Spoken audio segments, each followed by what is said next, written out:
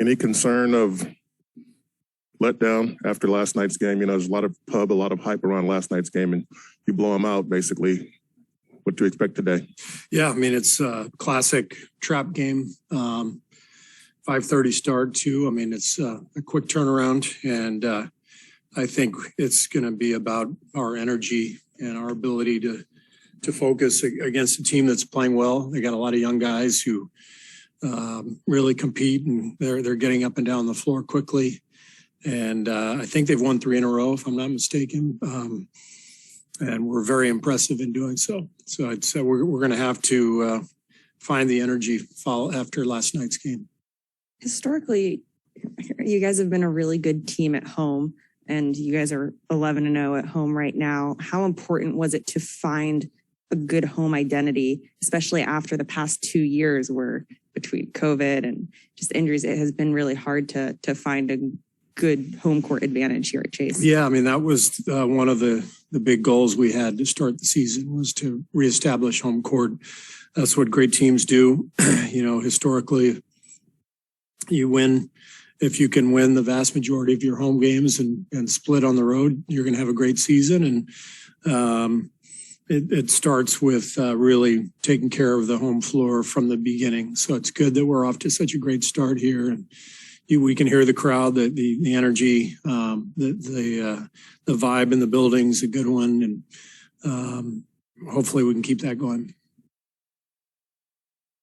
I'm just curious, Steve, what it's been like for you to kind of watch from afar as Pop takes over this team that's the youngest roster he's ever coached in the middle of a kind of a rebuilding sort of process. Well, you know, Pop is one of my closest friends and my mentor, and I've watched him, obviously played for him a long time ago and watched him for many years. So I've seen him coach every kind of team, and his teams have morphed. You know, even the teams that he had that were great, they changed styles when they needed to. The great thing with Pop is there's always a perspective with his coaching. You know, he's even though he's an unbelievable competitor and is going to fight for everything, and he's going to want to win and want to work and do everything possible to win, he also has a perspective where if you got a young team that's, you know, not a championship contender, then you make that philosophical shift and you face the reality of that, and then you do the best with what that means. And so, you know, I've had to do that somewhat the last couple of years, and it was a great experience for me. And just watching Pop over the years helped me prepare for that. I was going to ask, is it difficult for a coach to make that sort of adjustment in your head when you're used to winning 60 games a year, and then for whatever reason you have some seasons where that's not possible? Yeah, it's not easy, but that's when you really learn how important your process is, and how important your culture is. You know, if you can't maintain your culture during the down times, then you don't really have a culture. Then it's fake, and it's just dependent on winning. The culture has to survive losing stretches, and that's the beauty of what Pop has built over the last 20 plus years, almost 30. Just the stability, the daily ritual of we're going to work, we're going to compete, we're going to do it together. And we're going to enjoy the process together. And it made a dramatic impact on me just being there and watching that process.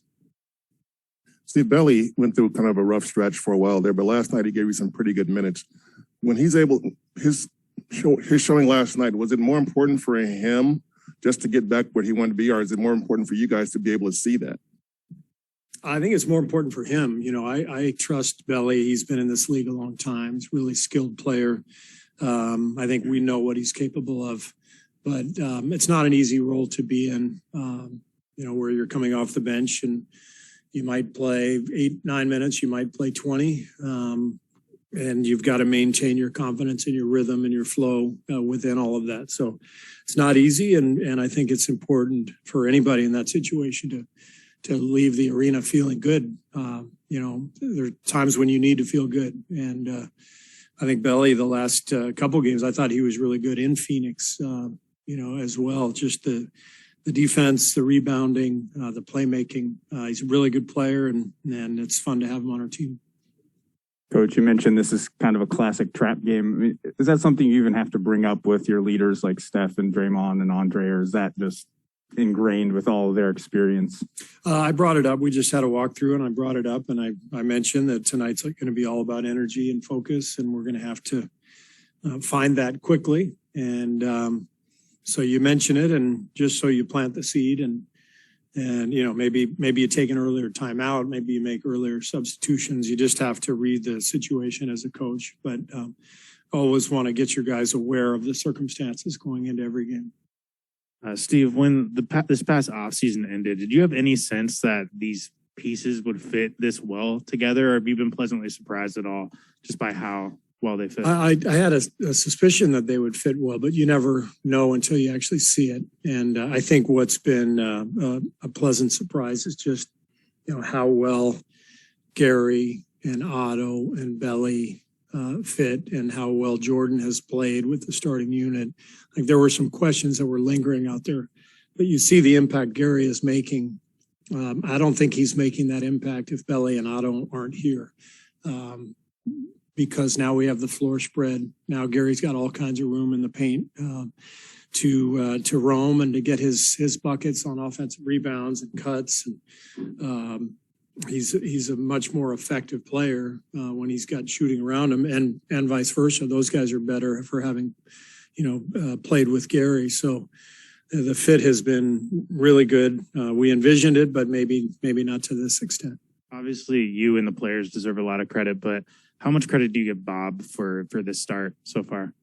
I think the front office management, I think they did a fantastic job with our team and the roster, and the last couple of years have been trying for all of us. The great thing in our organization, we have the stability and the relationships where we can get through those difficult times, and I trust Bob to make personnel decisions. He trusts me to coach the team, and we both try to chip in and help each other when each of us needs it. And so our relationship is really strong, and it's one of the best parts of my job is just working with Bob.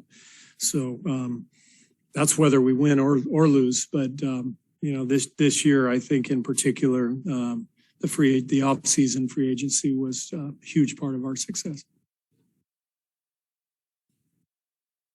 Thanks.